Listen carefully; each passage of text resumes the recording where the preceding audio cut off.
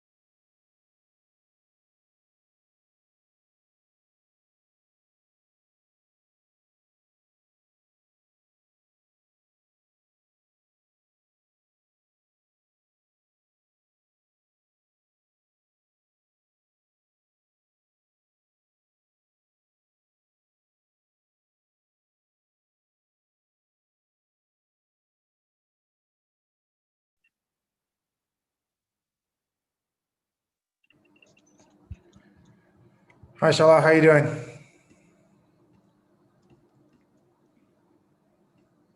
Hello? Hi, Shola. Yeah, am I on the panelist link or the normal? Yes, you're on the right link. Okay. You can turn on your video. Okay, just a second. Excellent. Oh, no. Yeah, I'm good. Are you sure? I still can't. It feels like I'm still. Okay, cool. I think I can say it now.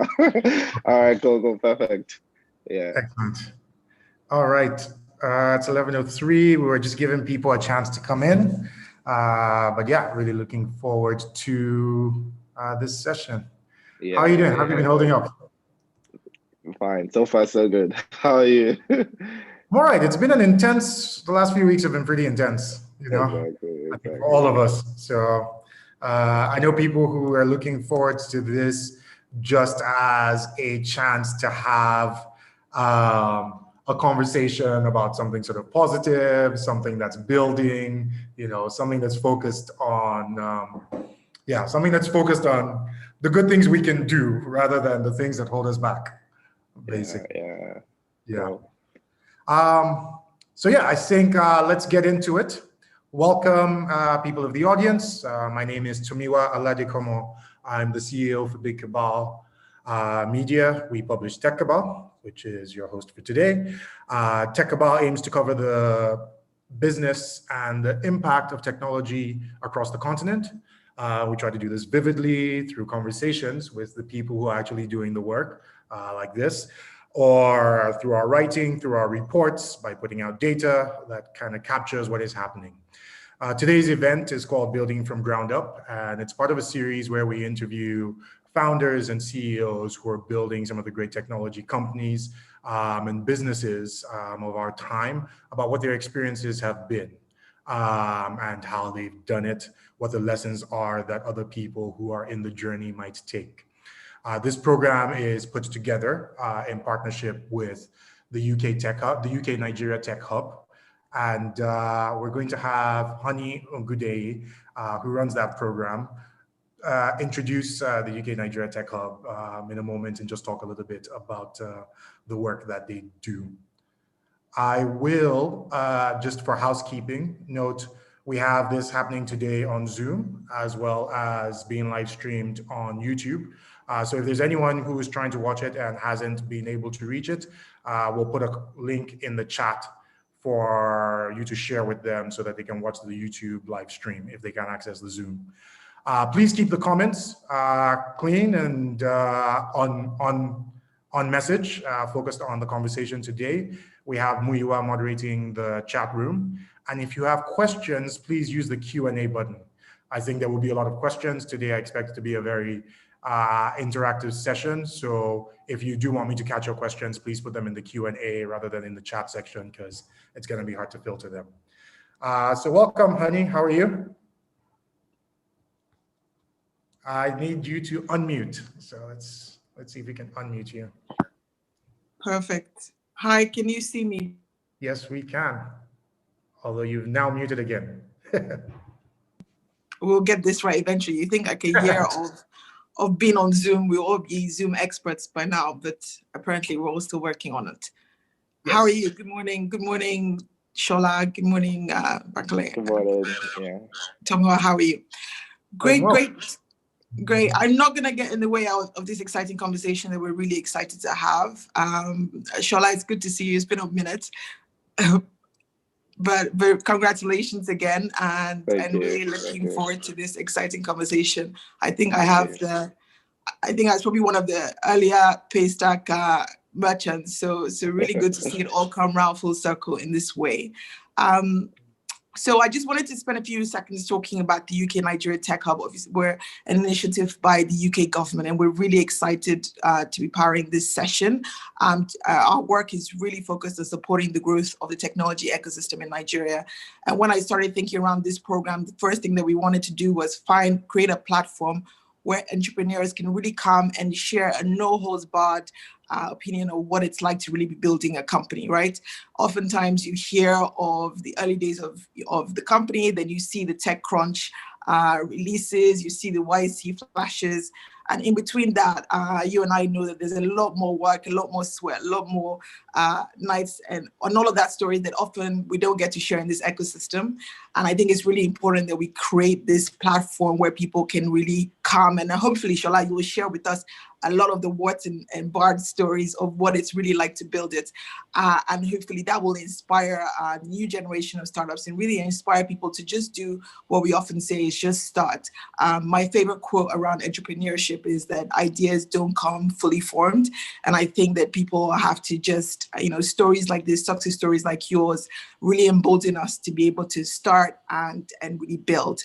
So the UK Nigeria Tech Hub is continuing to run programs like this. We're really excited about supporting partnerships between the UK tech sector and Nigerian tech sector. And I just encourage everyone to sort of follow us on our social media channels and keep in touch with, either myself personally or the hub. But we're super excited, and I'll let the conversation get started. Congratulations again, Shola, from all of us at the UK Nigeria Tech Hub, and myself will be back in touch. Thank you, Tomiwa. Thank you. Thanks, Honey. All right, so let's get into this. So for those who don't know, Shola Akinlade is the co-founder and CEO of Paystack. Paystack is a Nigerian payment processing company, and they're built with a very specific focus, which is to solve the payments problem in Africa, and to, I think the phrase you use is to increase the size of the digital economy. Is that correct? Is that the way you guys? Part of it. Yeah, in a second, I'm going to give you a chance to talk a little bit more about it, and Paystack, I'm sure the reason that there's been so much excitement about this is sort of one of the most important recent exits, being acquired by Stripe for $200 million. Very exciting, especially because another aspect of what Paystack has always said it was going to do was build the Stripe for Africa. So to be acquired by Stripe is, I mean, fulfillment of what feels like prophecy. But there's a phrase that I love, which is the messy middle. And it's the messy middle between when you announce that, oh, we're going to Y Combinator and we have raised X million dollars and getting to this exit. And there's a lot that goes in actually even before that happens, even before that Y Combinator, and a lot that happens in between that, first funding announcement and the exit.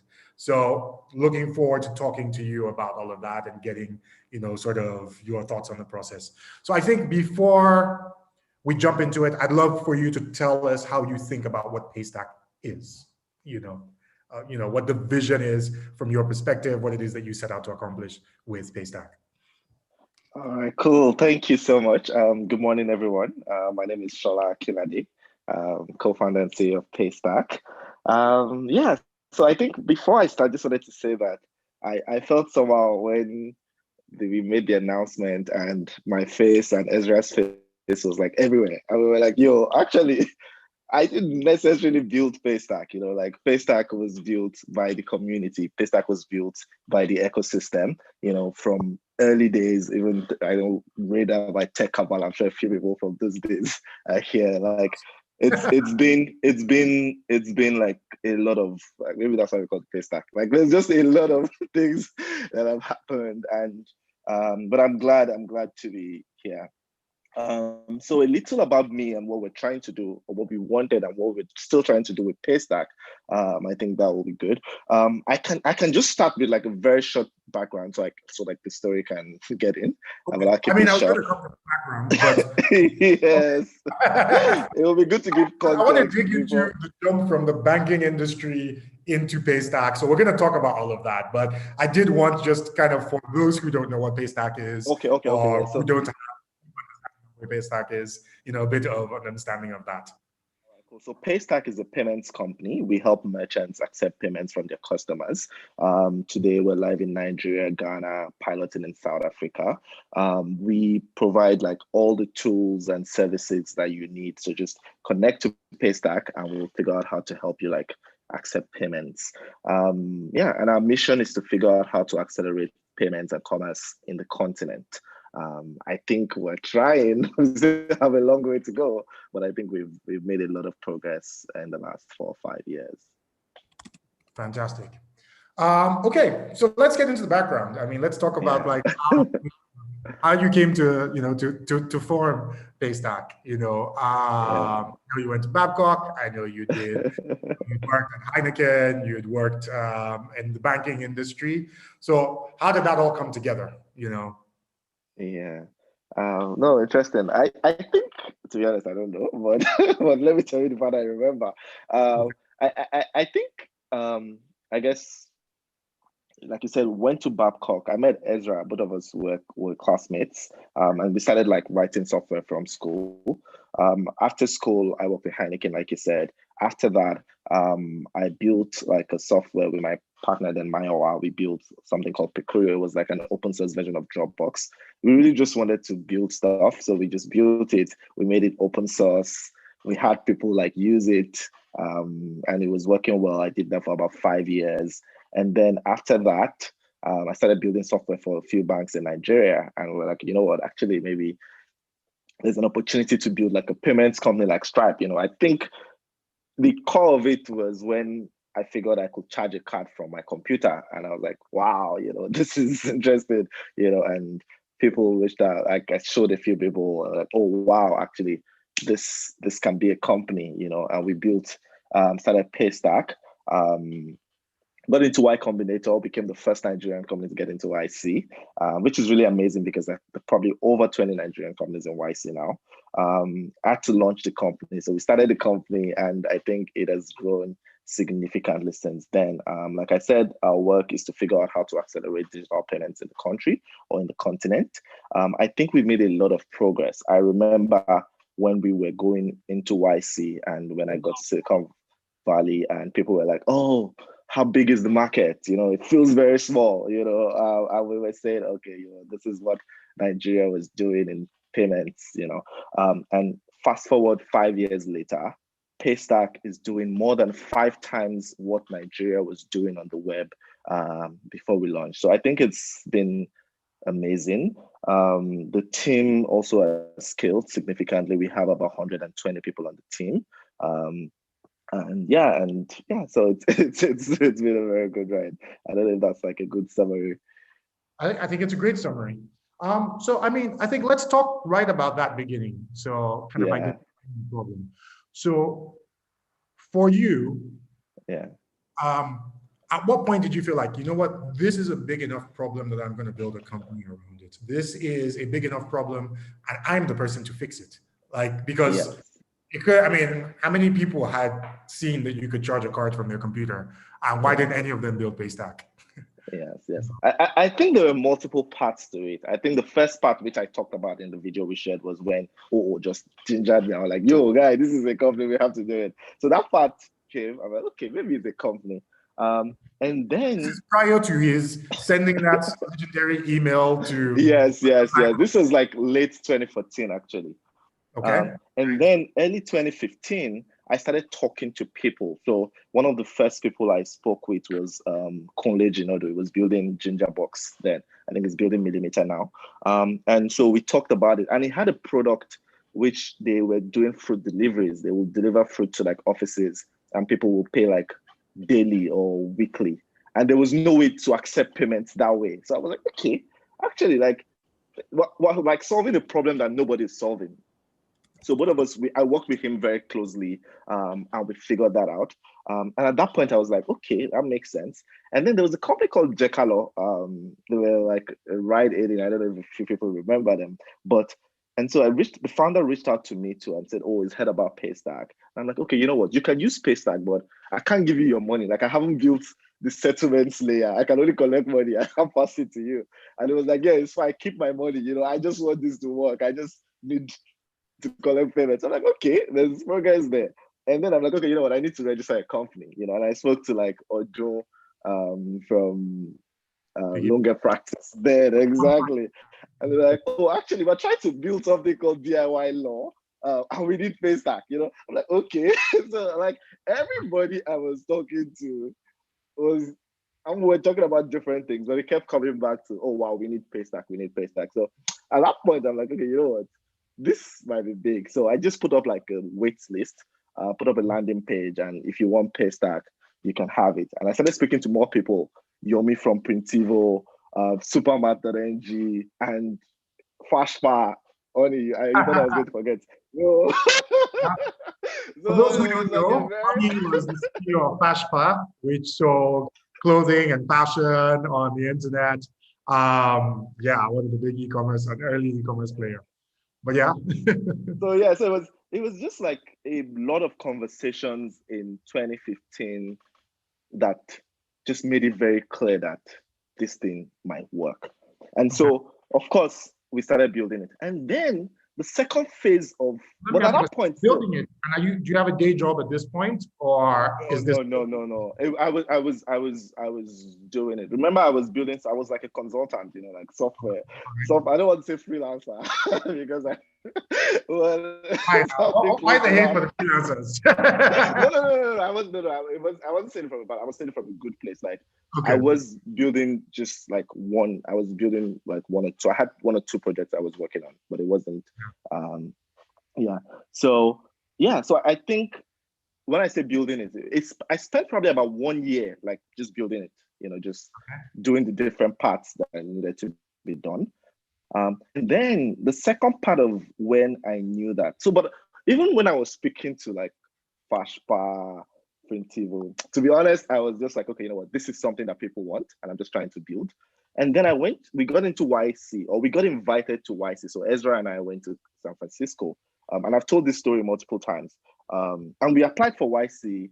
When we went to San Francisco, to be honest. You must that story. So we have to pause. We have to give a shout out to Oo Nwoye. Oo is a big booster. He supports a lot of entrepreneurs and founders.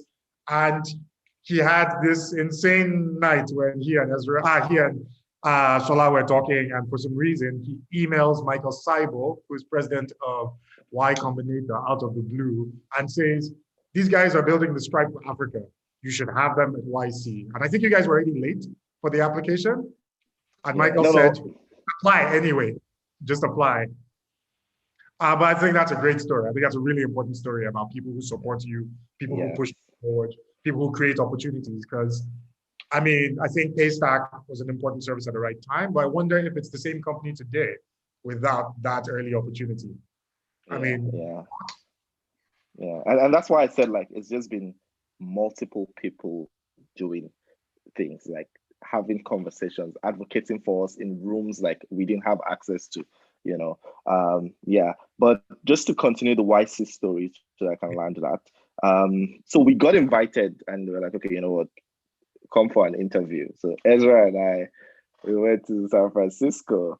In fact, I remember how that story, because Paystack, to show how small Paystack was, when we were getting on the KLM flight, and Giga Leia Ahmad, he was trying to integrate Paystack or something. So I just did something, like I pushed the code. I didn't know there was a bug there. We got on the flights. And then by the time we landed, of course, Paystack wasn't working again. but it was fine. We just fixed it very quickly. And then YC invites like maybe about 500 companies. They had to pick up about 100.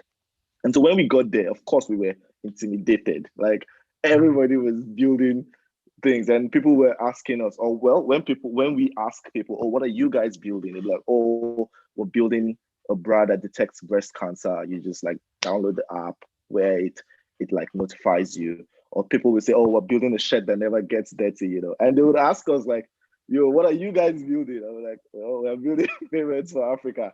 And I was saying that from like a very, I'm sorry, I know you guys have built this thing like 8 years ago in America, but I'm sorry, I just, we're building something, you know, but like people were like super excited to hear that. I'm like, oh, wow, how many people are in Africa? And we're like, maybe like 1 billion people. Like, whoa, that's a lot, that's big, you know, like if you guys figure this thing out, like it's going to be massive, you know. And I think that was the moment where I started figuring out, like, actually, this is not just like something I'm just messing around with or playing with. Like this can be massive. This can like improve opportunities for like the entire continent if we figure it out, you know. So I think that worked out. We got into YC, and at that point, of course, they gave us money. They gave us 120K. So at that point, we didn't have a choice again. We had to start the company. Yeah. Fantastic. Let me ask you a question. Was that the first money you took in, or had you taken in money prior to that? No, that was the first like the money I took in. Okay. And so in that round, and I'm asking this because this is some of the stuff people want to understand, is sort of like at least asking, where did so at your exit, a number of people celebrated quite loudly on and did prayers on Twitter and everywhere else. And it's an important exit for the ecosystem because a lot of people locally made money. A lot of people locally had the chance to participate. So at what point did those people come in? You know, it was so actually maybe I can use Olumide as an example, because again, I think there's a story everywhere. So what happened was, again, just tied to the story, Push CV, Piggyvest now actually, which is very interesting. The founders were working on Push CV then. And this was before I got into YC. They reached out to me that they wanted to use Paystack for Push CV. And we started talking. I don't know the conversation they had with Olumide, but Olumide and I, like, I'd known him, like we had worked together earlier. And I don't know the conversation they had with him, but he just called me. It was just like, oh, wow. Like, I just spoke to Somto from Push CV, and he said that there's this thing he just tried out and it was so nice. Like, can he invest? I'm like, well, I don't know. I'm already like, I just got into YC. So it's fine. And so those conversations happened. And then, of course, he invested very quickly. So I think we got into YC very early. Like when we got into YC, we were doing about $250 monthly. So it was that small. It was that small.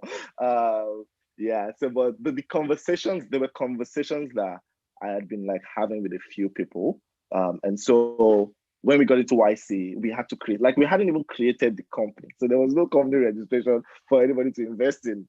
So yeah, so it was after YC that we registered the company and then started getting investors. Let me ask a question that is, where you registered, or where did you register? Did you register in the US? Yes, Delaware and then Nigeria. And then Nigeria. Okay, yeah. All right. So talk to me about that first year. So building, what were the key tasks? What was it that you felt like you had to accomplish? You've just come out of YC, you've got some cash in the bank. What was job number one, mission number one? I think mission number one, and I think there were three things we wanted to do. But the first one was to just make it easier for people to get started, because just being in Nigeria, just growing up, just like writing software, trying to integrate payments, like I had always felt the pain myself, like, why is this so difficult? I'm sure a lot of us can relate in other industries how you're just like, why is this so difficult? And so I think job number one for me was like, why is this so difficult to just like integrate payments? And we wanted to understand why, like, why do you have to pay? Why do you have to why is the documentation like a PDF form and not something online? So we just initially just wanted to solve that, like, what were the things we had to do to make it easy for anyone to get started? So that was the first bucket of work we did. And I think we did a good job. We also got very good people. So Okpe Father Mary was one of the very early people where I just like, there's a design problem to be solved somewhere, just help me figure it out, I beg, and so we started like building and just like solving like even the UX problem. Like then it was so difficult there. When I went to my YC interview, one of the things they asked us was like, show us, like, so we showed them a site that they have Paystack. And we had to go like 7 steps to just like make the payment. And they were like, okay, show us Paystack. And then we showed them Push CD, I think. And it was just like, oh, wow. So the difference was clear, So Okay. I think the first problem was just getting started. But very quickly, we realized that there's also a bigger problem into just getting paid. Yes, you have been integrated, but people are struggling to pay you. It's not working. The refunds are not going through. People want to pay across multiple channels, So that became the second problem we had to solve, which is just like, if there's someone trying to pay a merchant, can we make that payment work? And so that was the second problem. And then the third problem, which I think we're now spending a lot of time, is like, how do you help people grow their businesses? What happens after the payment is done? How can you help people scale their businesses? Now that the payment has happened, like, what are all the new problems that will happen? So that's how we think about it. Yeah. Fantastic. Let me ask about design and UX thing. I think it's been a real differentiator in terms of what Paystack is, how its products work, even your product launches. I mean, I think everybody knows that Paystack really, really cares about UX, really, really cares about design. It's one of your core differentiators. Where did that come from? I wish I could take credit for that. I think the team at Paystack, and one of the things we value is just insisting on high standards. I think for a lot of us at Paystack, even for me personally, I think Paystack is an opportunity to like make and create what I want to do. And for everybody at Paystack, regardless of their role at Paystack, everyone sees their role as like a creative. Like, we just want to like create stuff. We just want to build a future that we want to exist, And so that has translated into different parts. So if you think about the UI, like, how do I want to pay? Like, how would I have wanted to pay? Just build that, and that is it. And so like, even like on the marketing side, like, what is the relationship I want to have with my payments company? Like, how can the payment company pass the message? How can we tell the story? What is the best way to tell the story? And thankfully, the team, we've just had multiple people, and different phases of this. So like I said, there was that first phase where it was just about UI, and someone needed to just give us like a world-class experience. And that thing used to, I think, I don't know if a president this call, but it used to be very upset, because there's a world where when people say world-class, it's as if they are excluding Nigeria. like it's world-class. I'm like, no, why? Nigeria is part of the world. So world-class is world-class. There's no, So, and I think for us, it was really like world-class, like, but not like second fiddle, And it was actually funny because that everybody is performing to globally. Yeah. We're going to Yes. hit that standard. We're Exactly. In fact, we will be better. You know, like when I was making maths when I went to Stripe. First time I went to Stripe's office and I was showing them the Paystack dashboard. Thank God they didn't chase me out. But I was like, yo, guys, this dashboard is better than the Stripe dashboard. You know, I was making maths. But it's true because, like, if you think about it, I don't know when they built theirs, but especially that time, we built in 2016. So it had to be like better, you know. So I think the first part of, and that first phase of just like thinking through everything from first principles. And then there was a storytelling phase also that came with Emmanuel Kwate, you know, where we had also spent a lot of time, like I like to say I just want to build products, you know, I just wanted to focus on the products, which was very important for me because one of the early problems and one of the pressures I had when I was starting Paystack, and this is very counterintuitive, but a lot of people were telling me to just focus on distribution, like just have this out there, let more people use it. And I'm just like, guys, just chill, please. Like, I just want to make this work. Like, I just want to focus on getting something that works well. And so I spent an unnecessary, but thankfully worked out amount of time just making sure and focusing on the product and my customers, like without trying to have more people use it, because I just knew that I had a wait list, I had a backlog of people that was trying to use Paystack, and I just wanted to satisfy them and make it work for them. But after a while, I bumped into the pressure and I realized like actually we should start telling our stories more. And then I met Emmanuel Kwate, is Ghanaian, and I had a good call with him. And I invited him to Lagos and said, you know what, actually, come spend time with us, spend 1 month with us, and tell me how we should be telling our stories. You know, like just tell me, and then we'll figure it out. And then 2 weeks later, or 1 week later, actually, I was like, it's ready. Do I want the presentation now?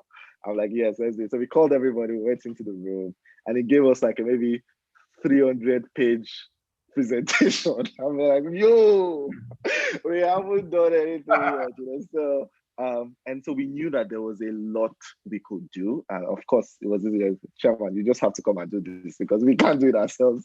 And so I think that started like the second phase of Paystack's like storytelling, or maybe the first phase of Paystack's storytelling. Again, I skipped the part on the API side because when Ezra came, when we got into YC, one of the first things Ezra also did was like, you know, this API, like, let's start again, let's build it, like, let's make it work. So I guess my point is, for every new person that joins Paystack, it's an opportunity to raise the bar. Like, and we've continued to raise the bar every time to 120 people, and every new person comes in and raises the bar for us again and again and again. Yeah. Okay. Let's have a quick conversation about a couple of technical things. So you just mentioned the API. So I'm interested in integrating into the Nigerian banks and like how that initial process works, integrating into NID. So you're solving the problem of payments. You know, how easy was it to get those relationships set up, to get all of that integration set up, just on a technical basis, building the initial product? What were the challenges? Yeah, I think one of the things we did was to also understand, and I think it was helpful for me, was to understand the concept of momentum. Like, I'm not going to wait for anybody, especially if I'm small. Otherwise, I'm just going to wait forever and die. So it was really understanding how, you know what, thankfully, the payments, like there's standards in payments, you know, there are like 20 banks, there are multiple things to do. So it was just more about like, can we like figure out how to make progress without having somebody hold us back? And I think it worked out. Thankfully, a lot of the banks we spoke to were very like happy to collaborate. And so that worked out very well. Another thing that happened was that it wasn't a bank. When you think about a bank, like I'm not looking at the bank. I'm looking at the person in the bank that understands the problem, that sees the solution, that has a pain himself, you know. So I think that also changed the perspective of like what collaboration meant. You know, it's like even when we were talking to Nibs, it wasn't as if I was talking to Nibs. I was talking to the person at Nibs that could like relate to my problem and like help me like move forward, you know. So I think that was very helpful. Some of the initial problems, of course, came from like, you know what, like trust. Like a lot of people have come with ideas, and I can empathize with that. Like if you sit on the other side. Like, people are coming with ideas every day. If I listen to everybody, I won't do my work, So how are you different?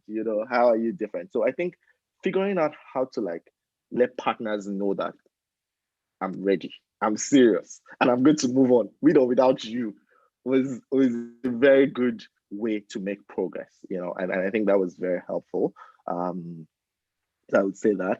The other challenge again is just like, once you get buy-in, it's not enough, because now there's work to be done. It's like, we agree, okay, Tomiwa, let's do this. And you're like, let's do it.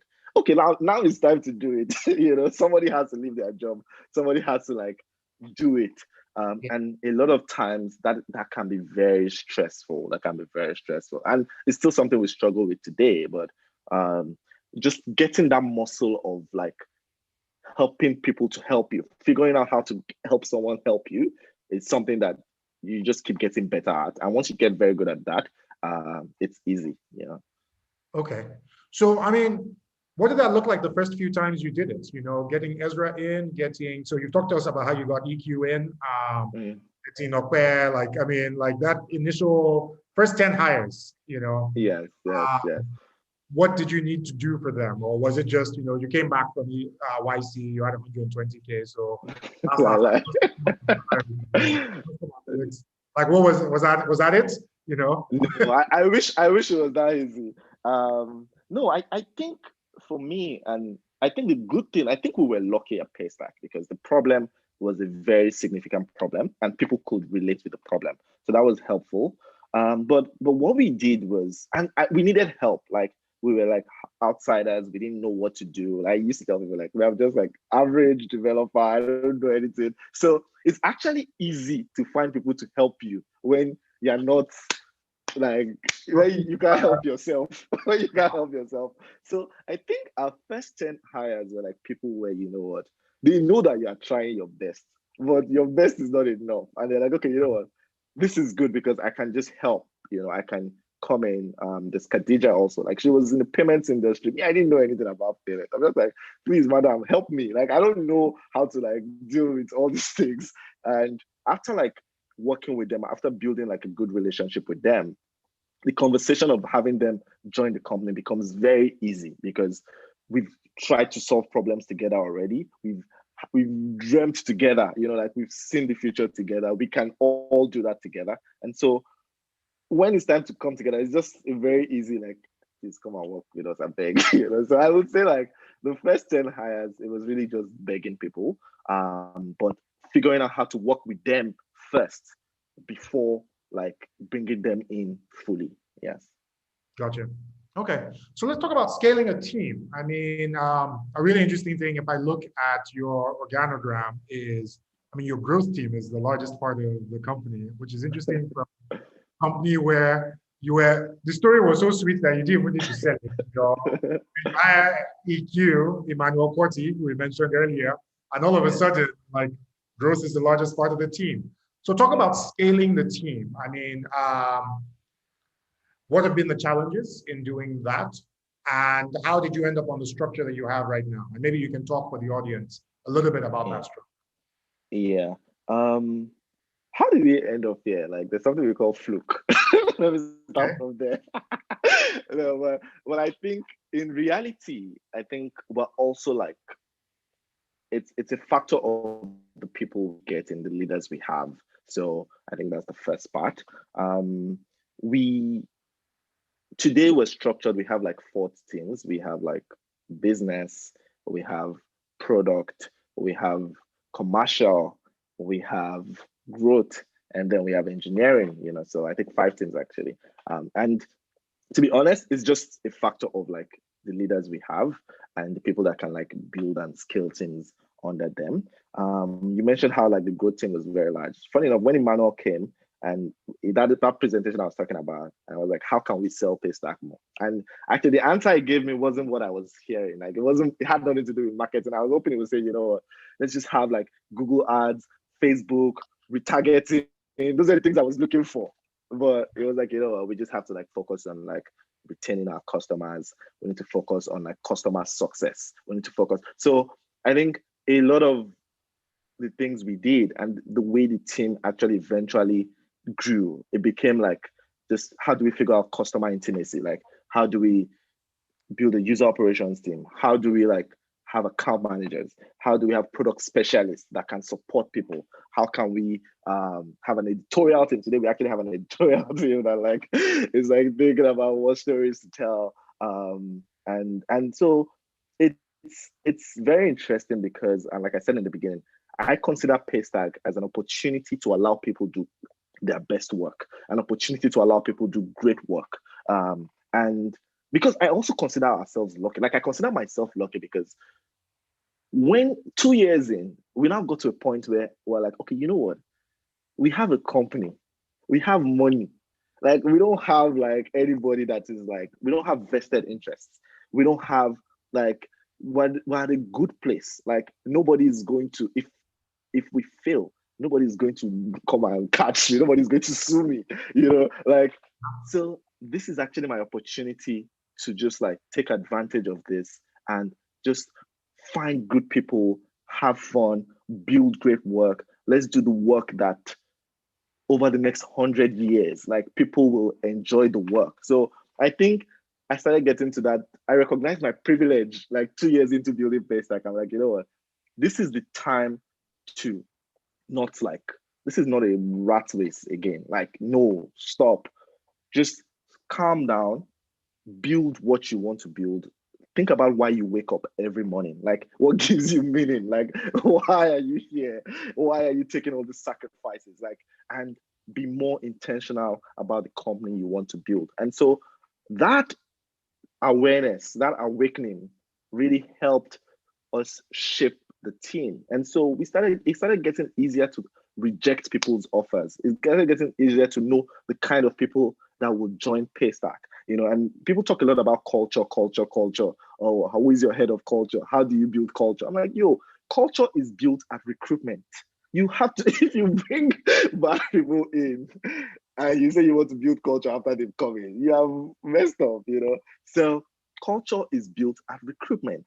And a lot of our work at Paystack is being very intentional about the people that come in, because once you have the right people inside, like the rest is easy. Like we've changed things, we've moved things around, we've made mistakes, I have made mistakes, but because we're all trying to do the same thing, like it makes it extremely easy for us to move forward without having like some accuracy.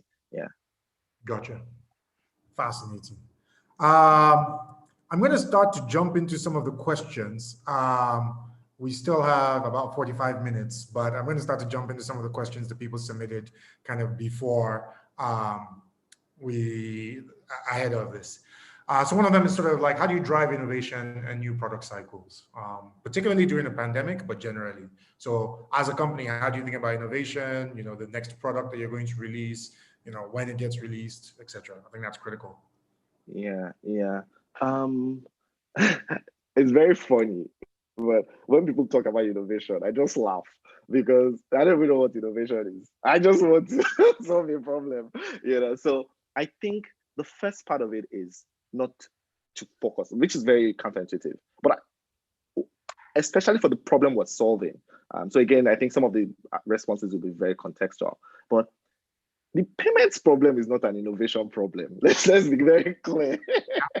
It is like a real immediate, urgent problem to help people start and scale their businesses. Like there's no innovation there, just make it work. You know, like make it work is reliability. Like, can you work 100% of the time? Because think about someone trying to pay you, came to your store to pay you, and oh, I'm sorry, we can't accept your payment today, go. Like that, there's no innovation that will make that acceptable, you know? So I would say that direct answer is being focused, like focus on your customers, focus on your mission, focus on your product. Once you have that clarity, it's no longer about like innovation. It's now about just achieving your goals, is achieving why you're here. Like it's solving the problems your customers want you to solve for them. And if you continue to do that, you know, of course, the good thing about it is that more customers will come.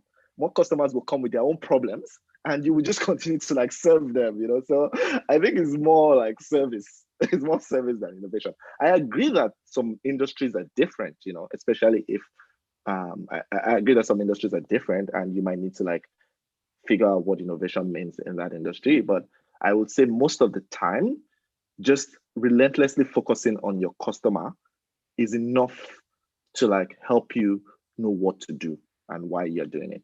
Yeah. Fascinating. And so in terms of new products, sort of in terms of the next thing, it's just, this is what the customers are shouting about. This is their biggest. Exactly.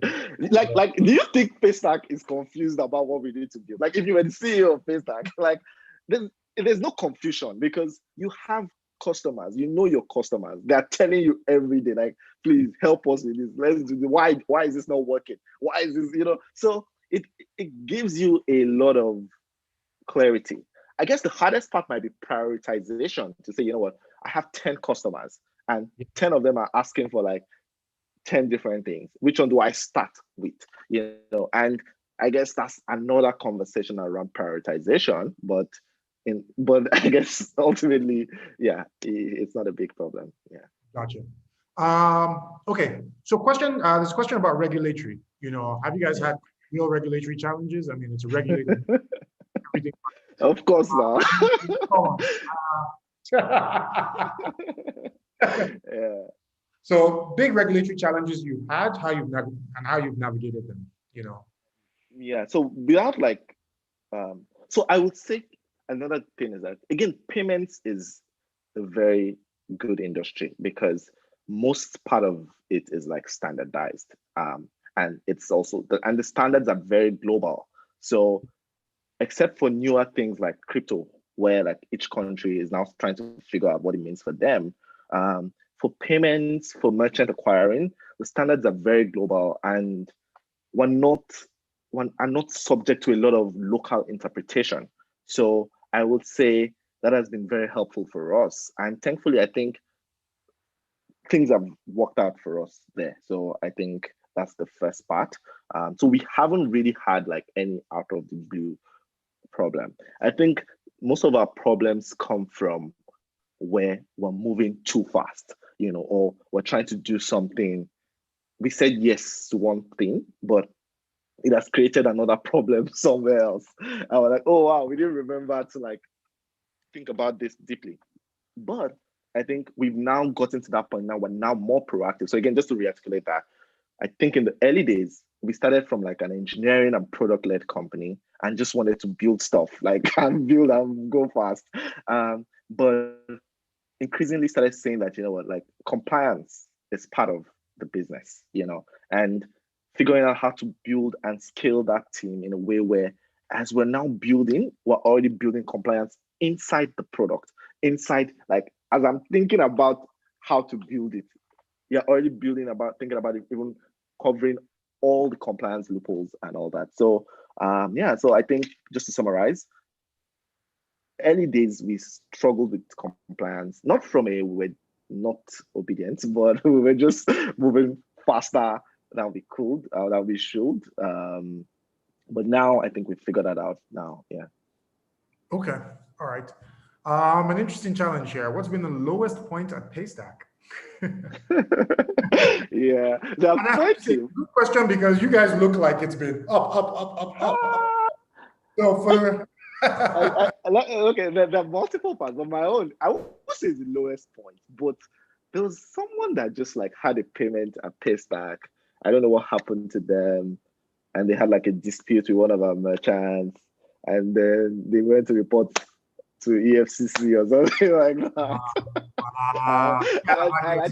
I told this story one time where someone from my office just texted me and said there are 2 FT guys waiting for you at the reception. I'm like, yeah. But thankfully, I was not in town. So I was like, okay, I'm not in town. I'm like, I think. Would you hold Ezra? I mean, no. Would you hold? The person was very good. She was very good at it. She was the person that blocked, and so she went to talk to them, and then eventually we figured it out. But so half of my problems are just like dealing with disputes that have nothing to do with us. Literally have nothing to do with us. And just it getting escalated to like people, and then people asking questions and all that. So I think those are some very low lights. So I've actually had to go to EFCC office once to just go explain. Again, that issue had nothing to do with us. So I feel like I think that's not why I started Paystack. I just want to work. I just want to send emails. I want to send emails. I want to go on Slack. Not necessarily to be going to EFCC.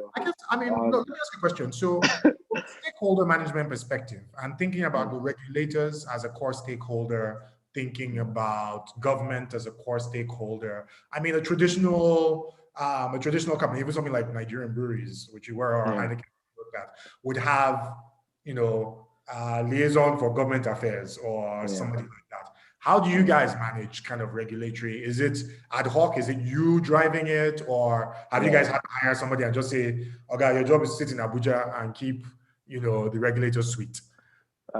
No. So I think what's scaling now, but again, like I said, which regulator? There are multiple regulators. You plan for EFCC, you plan for exactly, and the problems come in different. Exactly. Yeah. So I think we've been as proactive as we can, and we're still trying to like continue to improve our engagements. But the truth is that there's just so much happening, and when you're growing, when you're starting, the problems you didn't think about that will just show up. So I think if the direct answer, do we have someone in Abuja that's like just talking to everybody? The answer is not yet, but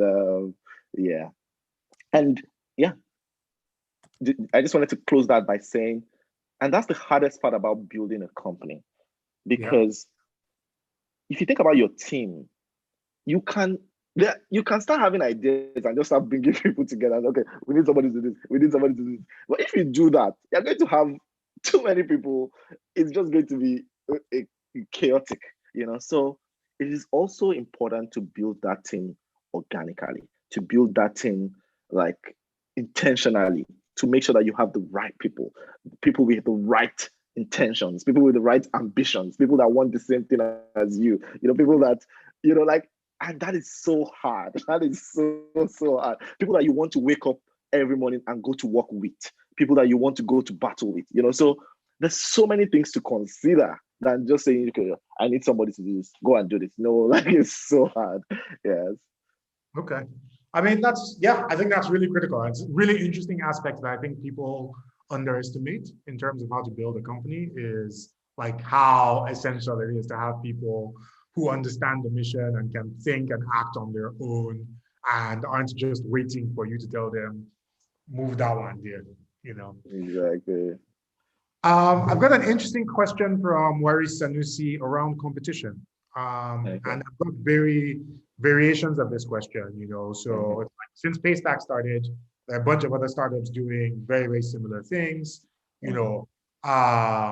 What's your position on competition? How have you and then, there's a name that comes up constantly if you are talking about Paystack, which is Flutterwave. So how do you think about your roles within the industry? Like, what you do, vis-a-vis what they do. How do you think about competition?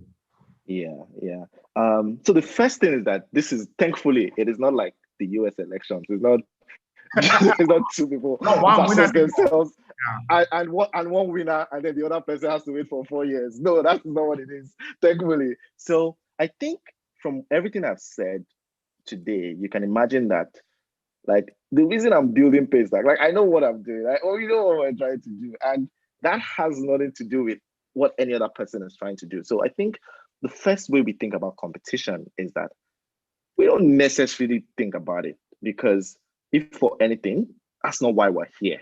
Like, we're trying to do our work, and we're trying to just solve a problem. I'm trying to personally create a future that I want to see.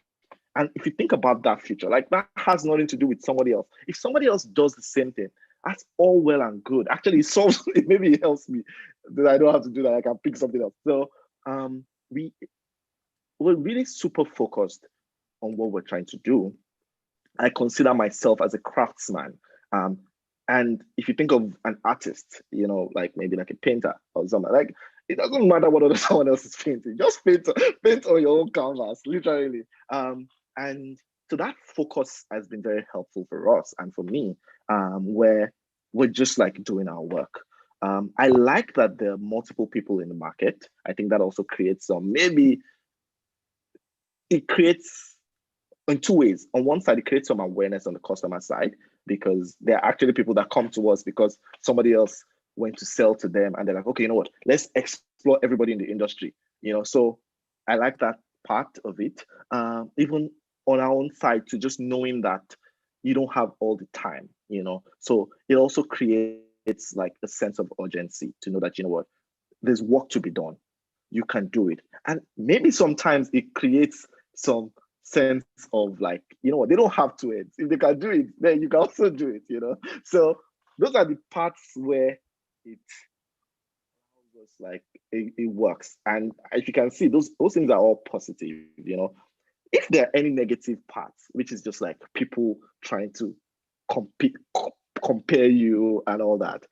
In the early days, I used to be upset, like, this is cheapening my craft, like, no, that's not why I'm here. Like, why do you assume that I'm doing this because I'm battling with someone else? Or why do you think my work, I wake up in the morning because I want to be better than somebody else? No, like, no, please, that's not why I'm here. Like, I have real problems in front of me that I should solve, that I must solve. So I think the framework for competition is that it's not a finite battle. It's not a battle that, oh, we've won. And that's the good thing. I spoke to Mitchell at InterSwitch, and his advice around competition was actually very good. It was like, competition won't die like that. So it's a battle that, it's not a battle that you're just going to come and say, you know what, I have won. And imagine fighting a battle that you won't like win, in quotes. Like, it's just too stressful, So it's really just calm down. It's infinite. Like, there's no point at which you know that you have won, in quotes. Like, you might win on one side, then win it on another side. So it's just, that's not why you're here. Focus your energy on like your mission, on your people, on your happiness. Me, I just want to be happy. I just want to like do good work, and I think we'll be fine. Yeah. So, okay. But for customers that are trying to choose, which is where I can empathize. Like, you have two options, and you're asking like, what option should I choose? The good and the bad part is that, I'll start with the bad. The bad part is that there's no checklist. It's not like a checklist of features where you're like, oh, this person has this person doesn't have this. That's not how it works. It's like an experience. It's like a trust. It's like, who can I trust to like help me start and scale my business?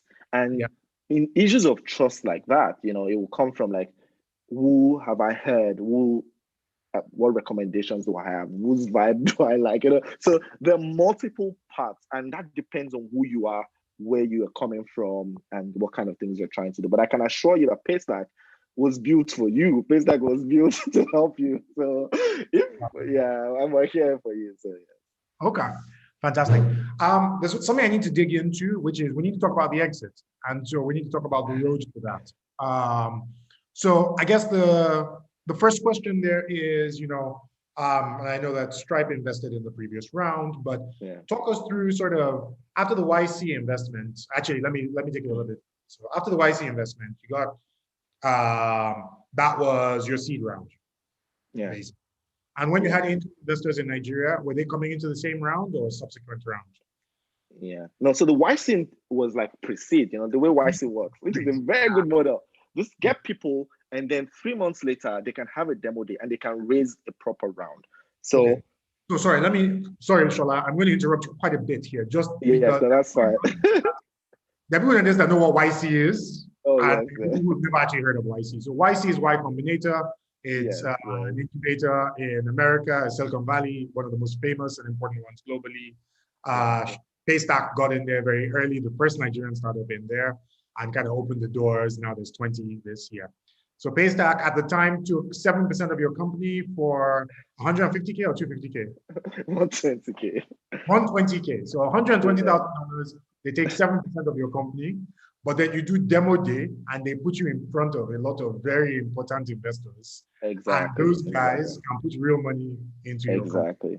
Exactly. So at demo day, how much did you guys raise? And that's when we announced the 1.3 million, and from like people like Tencent, and locally, a lot of people locally. So Ventures Platform, Maya Ingressive, Olumide, and just a lot of people that, and again, people, it's easy to look back now and say, you know what, people supported Paystack. But in 2016, like Paystack didn't really stand a chance like that, you know, like we were just two young, clueless guys, you know, and we just came out like, okay, we want to do this. So yeah. What do you think made a difference from two young guys just trying their luck with something that they think is a problem? What made that difference? Because so TechCabal, we covered startups. We have covered a lot of fantastic ideas. And I mean, one of the things I say is you go to our website and you look, and it's kind of a graveyard of like great intentions, great ideas, and a very small percentage of like really great companies that have come out and done great things. So from your perspective, what made it different? I wish I knew, but I think there are multiple parts to it. I think ultimately, I think we were lucky with the team. Like we found the right people to join the journey. And I think I would say that's the first thing that like has made the difference for me, because with another team, something more might have changed. In fact, I was telling my team and I was talking about Ezra, like a lot of companies die because the co-founders just fight, literally. So Paystack could have just died if Ezra and I had like a fight, you know, and he slapped me and I'm like, yo, I can't slap you back. I'm going, you know, so like it can be as small as that, you know. So I think just being very lucky with the team has been the first part of it.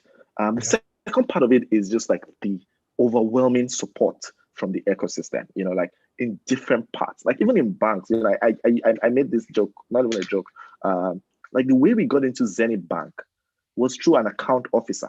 So it's not like I know MDs of anywhere. Shout out to Uzoma Dozie. That's like the first MD that I know that from a bank that and it was the one that reached out to me, you know. So, but other than that, we like, it's just people that are like talking to people to talk to people about us. So I think that advocacy was very helpful, because there's no way we could have reached everybody. There's no way we could have done this if people didn't like talk to the people they could talk to. So I think that's the second part. And then the third part, if there's anything we did on our side, was just like a very clear focus, you know, like very early learned that this was going to be a long journey. This is going to take 7 years or more. And you're going to have to improve every day. So this is not about trying to like just do something quickly and all that. So we started with a very long view to this, and we were ready to do the work. Like for me, success would not have been, oh, we raised money, oh, we got acquired, no, we did this. No, like those were not the things I was chasing. Like success for me was going to be, you know what, like anybody can now accept payments from anywhere, you know, like that would have been amazing. Oh, people now have the tools they need to start their businesses because we built it, you know. And so, yeah, and I think all that coming together, I would say, made some difference. And also maybe the investors we got, to be honest, because think about people that just give you money. Even Stripe, the Series A we did, I know you're going to get there, but it was literally like a credit alert without like, there was no board seats, there was no, there was nothing like that. So it's like just a bunch of people that trust us and say, you know what, just take this and don't worry about it. You know, like people I've never met. Like I met Kola, you know, after one meeting, you send someone money, you're not asking about where's my money, how is the value of it, like no pressure, you know, like just people supporting you and you knowing that, you know what, they've given you the space to like do your work, you know. So I think it all worked out. Yeah. Okay. So that first round, you got Tencent, Who else did you get in? And so the local investors, but Tencent for the Comcast Ventures was global there. Yeah, but it was 44 people, just to be clear. 44 people. Oh wow. Yes, yes, yes. So And you so raised a lot of people, 1.2, 1.3 M, and you got onto the road. How involved were your investors? You know, did they give you the money and say go away? I know you've talked about in Nigeria a lot of people speaking for you in rooms that you weren't in. So your angel investors were helpful. Yes, passively helpful, which is what I want. Like, don't come and build the company for me, please. No, just be passively helpful. Like, What does passively helpful look like? It means like just do the things that you want to do without like dragging me into it. Just help me, like do things, figure out ways to support me without necessarily like dragging me or distracting me. Because the people that want to help you, but they're distracting you, you know, I'm like, I don't need your help now. Wait, you know, and all that. So I think figuring out and finding those bunch of people that can say, you know what, we're here for you. If you need anything, this is how you reach us. If we find any opportunities, we'll send them your way. But we're not going to like be stressing your life, you know. I think that was very good. Yeah. And so, how about your international investors? So, it's almost the same thing. It's almost the same thing. Like I ask for what I want. If they can help, they help. If they can't help, they look for someone that can help me. That can help. You know. So like it's just, and that's what YC actually started. Even YC, you know, like people think YC is like a school where you just go and the teacher teaching you. No, I was shocked too. It's just they just say, you know what, you can book office hours if you need anything. Somebody is there for you, but nobody's telling you what to do. Nobody's like, yeah, it's just like having access to people. Yeah. Okay. All right. So you did that round. You guys got building. You know, picked up some traction. You went from $250 a month to what number? To hundreds of millions, to hundreds of millions of dollars a month. Okay. Somebody is asking for traction today. So how much do you process a month? That's what I'm saying. Just say hundreds of millions of dollars in a month. Refuse to tell us the number. Hundreds of millions. Okay. No, that's I mean, I've seen some of those charts, and so I know that the traction is real. I mean, the traction is serious. So Stripe, when did Stripe come into the conversation? You know, you guys have been calling yourself the Stripe of Africa.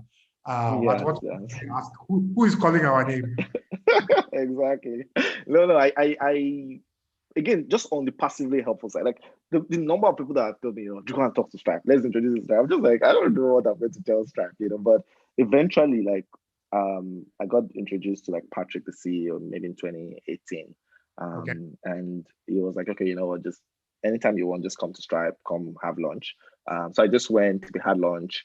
Of course, I showed them Paystack. I'm like, yo, this is better than stuff. So we had a good conversation. I asked a lot of questions because for me, I just wanted to learn as much as I could learn. So I didn't even talk, to be honest, apart from just like showing a very short demo. I didn't tell him anything, literally. It was just me asking questions, a lot of questions. And then just reached out like the next day and said, you know what, do you want Stripe to invest in Paystack? I was like, yeah, okay, now let's do it. And that was very helpful because I had always just tried to not get into a position where like I'm chasing investors and I'm trying to like do a round because there was just so much to do. So getting to that point where like an investor will like ask me that's always what I wanted. And we enter. Exactly. And then I can make the decision to say yes or no. So that was very helpful. And so it was a very short process. There was no long thing, not a lot. Went back to San Francisco. Okay. Because Visa got involved also. So it was a very quick one. Fantastic. And since then they've just been very supportive. So it's like, and that's why the exit is like a natural it's a natural evolution because like we've worked together, they've supported us. It wasn't as if, oh, we're like, Paystack is for sale, come and buy Paystack. No, it was just like a lot of conversations, a lot of trust, a lot of like, okay, we're trying to achieve our mission. This is what we're trying to do. How can we get there faster? Who can help us get there faster? You know, who has shown that they can help us? Who has proven? Who has like, you know, so it's just a lot of conversations getting here. Fair enough. And I think I know the answer to this, but let me ask for the sake of the audience. I've heard people say, you guys are growing so fast, you guys are doing so well. Like, how far could you have pushed this if you just kept going? Why now? Yeah, since you know the answer, maybe you should answer. No, it's not my story. Yeah. No. I think that's a very good question. But I think, again, if you look at it from everything I've said, like, this isn't about me. This isn't about like me specifically. It's about like, what are we trying to do and how can we get there? So we thought that, and we still think that like this is the right partner to take us to the next level. This is the right way Paystack will deliver the promise of making trade work within Africa, across Africa, like between Africa and the rest of the world. Like just giving the size of what we want to do, it just makes sense to like work with this partner. Of course, when you have two options, and that's what I tell people, like if you have two good options, like both of them are good. So of course, any option will work. So I think we're also lucky to be at a place where any option we chose would have been a good option and it would be fine anyways. So so I would just say that we had good options. It was a good thing. I do trust this is the partner that we've worked with for the last 2 years. Like this is not just someone we just met or someone we have like, oh, well, we think like they will help us. No, this is someone that has supported us with a lot of things over the last 2 years. And we're convinced that this is amazingly good for merchants. Like if you're a Paystack merchant, like this is literally perfect for you because you now have a Paystack that has access to all the resources they can possibly have access to. I have access to all the knowledge they can possibly have access to, but still be as independent as possible. Like it's still Paystack, it's still Shola making the calls, it's still like, oh, maybe not just Shola making the calls, but it's still like, exactly, but I'm still the CEO. Like there's still a future to be built. There's still merchants to be supported. There's still people to be hired. And so it's still like, just from that lens, it is an amazing thing. And then from the ecosystem lens also, if you think about what this means for, again, think about the people that invested in Paystack 4 years ago, how much they had to believe that this was going to happen. Like, I wouldn't have invested in Paystack 4 years ago. Literally, I'm sorry. But but now this is something that shows that people can build something valuable. People can appreciate value. Like you just need to focus. And also I like the idea of like different ways to do things, because one of the problems we have in a small ecosystem is that everybody's just going to follow one path. Yeah. And if we all follow one path, it will be bad. So we need more people. We need more people trying out different things. People try your own, I try my own, you try your own, so that the options are like plenty. And then people can have different paths ahead of them. Yes. Yeah. No, I mean, it's really important. I think, and as a signal for the market, I mean, as somebody covering the ecosystem, for us, it's definitely super important. Like for new investors to see that it's possible to build this thing, for new entrepreneurs to see that it's possible to get it right and actually take it all the way to exit.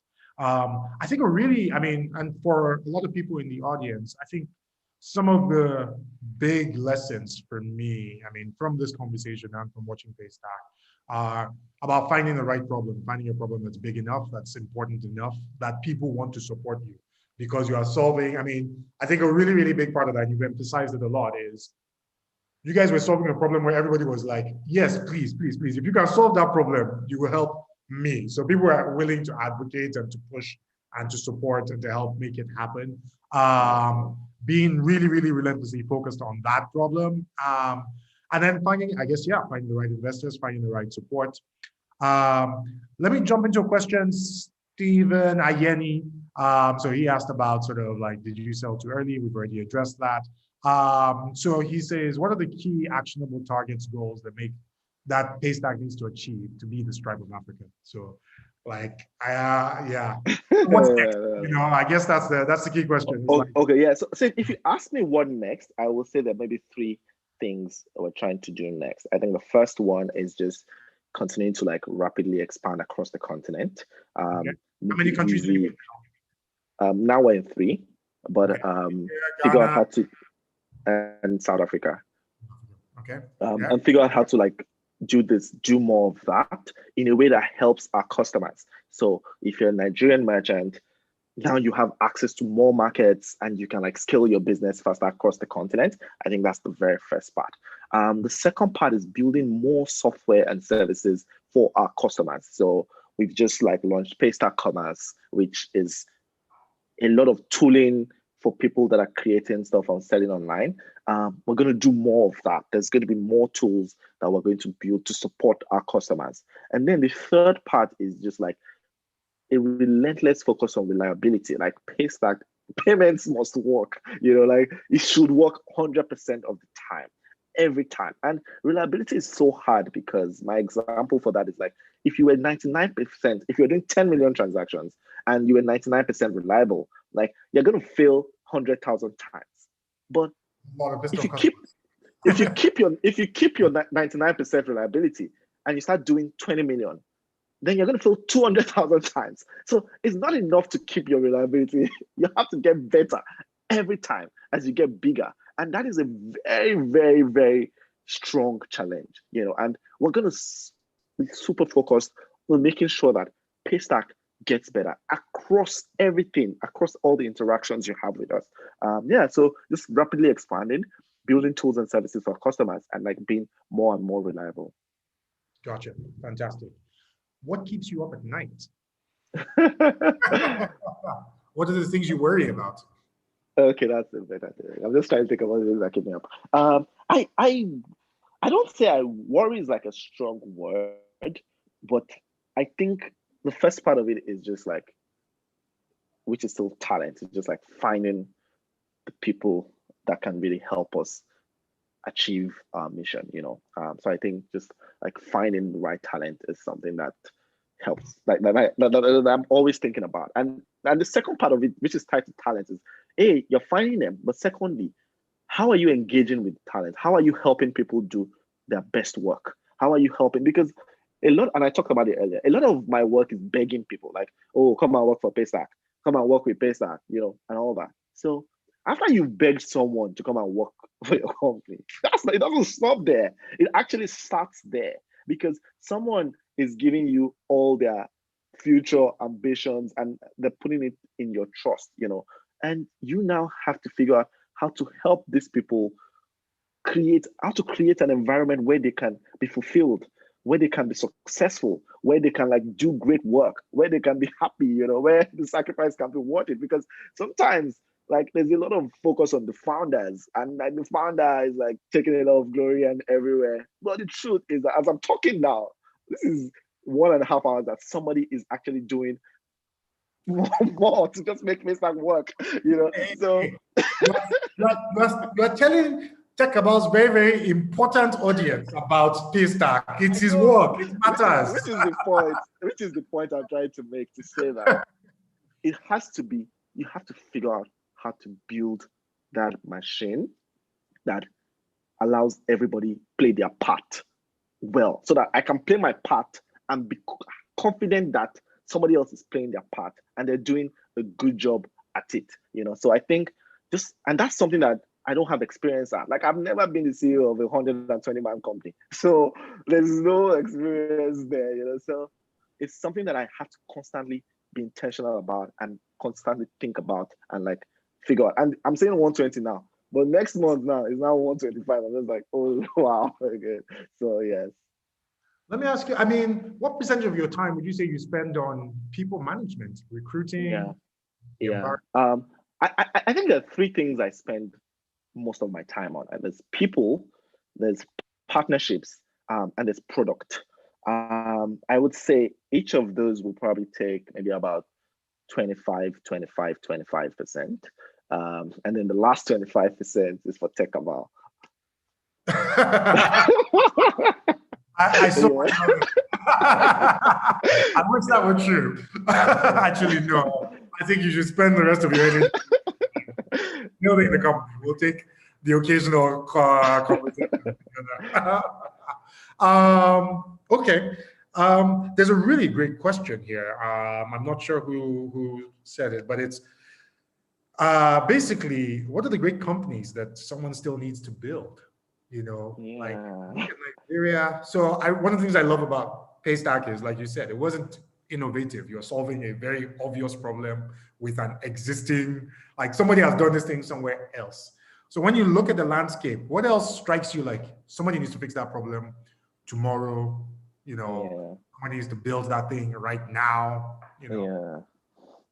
I think someone needs to rebuild Nipost. I don't know, is it called Nipost? Something like that. Someone needs to rebuild. I mean, but that's a heavy lift. That's a heavy lift. That one is not bits and bytes. It's not computer. On ground. Yeah. I don't know. Someone needs to rebuild the concept of post offices. So I think a lot of my teams are around like what should exist that doesn't exist. What should happen that doesn't happen. And I think a lot of people are building stuff, so I used to be worried about like food, just like I just want good food, but I like what Eden is doing there now. And I think they've done amazingly well, just like figuring out how to like scale that.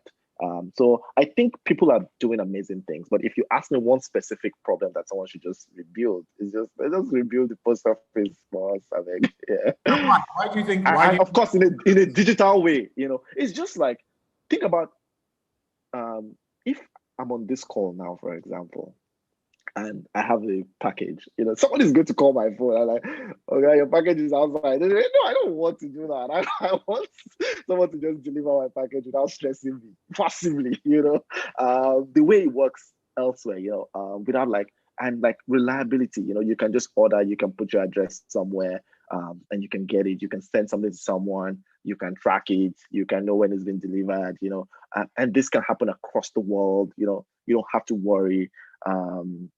So there's just a lot that needs to happen on that logistics side so that things can move, and just not just within Nigeria, again, just across the continent, and everywhere. Gotcha. I think that's a really interesting one. So just jumping, someone's asking, sort of, how do you see remittances and payments evolving around the continent in the near future? I think those are two very different things, but two different.